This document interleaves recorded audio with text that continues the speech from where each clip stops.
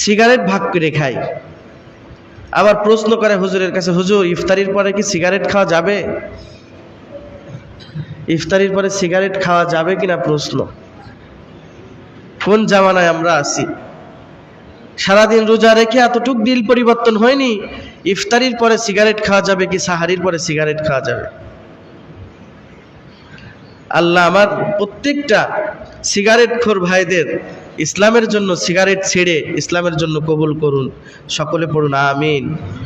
Cigarette এটা আগুন, আগুনের ধোঁয়া, আর এটা আলামত হলো জাহান্নামের।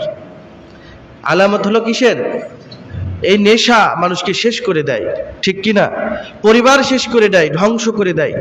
নেশা পরিবার ধ্বংস করে দেয়। একটা পরিবার, একটা স্ত্রীর প্রতি একটা স্বামীর আনুগত্য থাকবে, ভালোবাসা থাকবে, সম্পর্ক থাকবে মধুর। অথচ এখনকার যুগের সম্পর্ক, এখনকার সংসারগুলো আপনি দেখেন, সংসারে কোনো শান্তি নাই। স্বামী স্ত্রীর মধ্যে সব সময় ঝগড়া, কারণ শুধু নেশা করে। যে টাকা কামাই করে তার চাইতেও বেশি খরচ করে নেশা করে। নেশায় আজকে সকলে শেষ হয়ে যাচ্ছে। কথা বলেন ঠিক কিনা? বলেন আলা ইন্না আউলিয়া আল্লাহি লা খাউফুন আলাইহিম ওয়ালা হুম ইয়াহজানুন।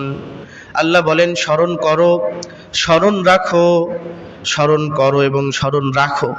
আল্লাহ স্মরণ করতে বলেছে, স্মরণ করো, স্মরণ রাখো।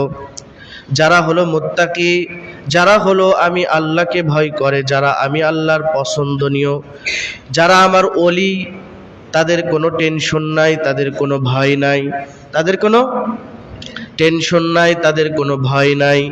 যারা ওলি হবে, আল্লাহর পছন্দনীয় বান্দা হবে, তাদের কোনো টেনশন, তাদের কোনো টেনশন নাই, তাদের কোনো পেরেশানি নাই।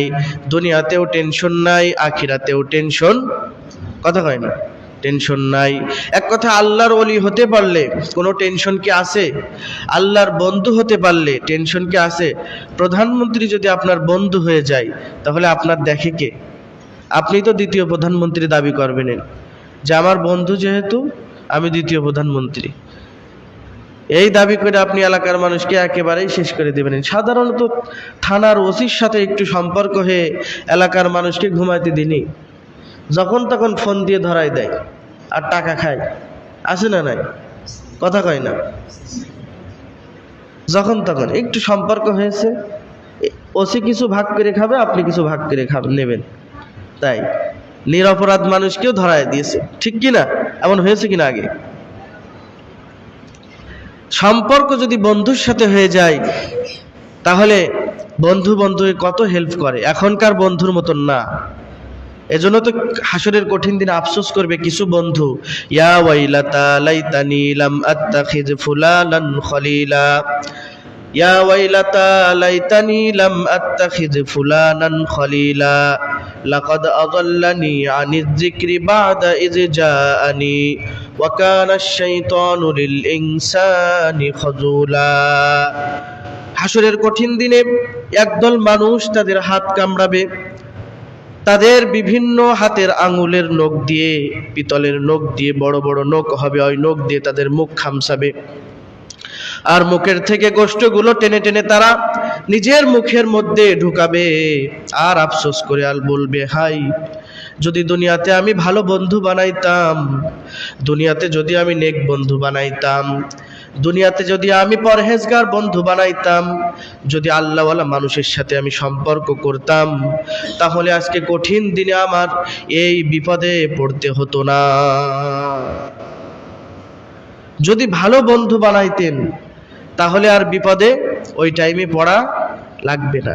এজন্য বন্ধু, আল্লাহ তাআলা বলেছে তোমরা বন্ধু বানাও যারা আল্লাহর ওলি, তোমার আখিরাতের কথা স্মরণ করে দেয়, এমন বন্ধু তুমি বানাও।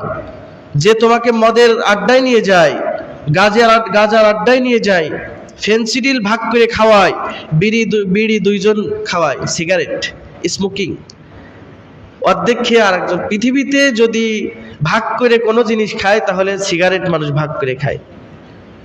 গন্ধ গাল, দাঁত মাজে না 15 বছর, দাঁতের গোড়ায় পাথর জমে গেছে, দাঁতগুলো তরমুজের বিচির ন্যায় হয়ে গেছে, সিগারেট ভাগ করে খায়।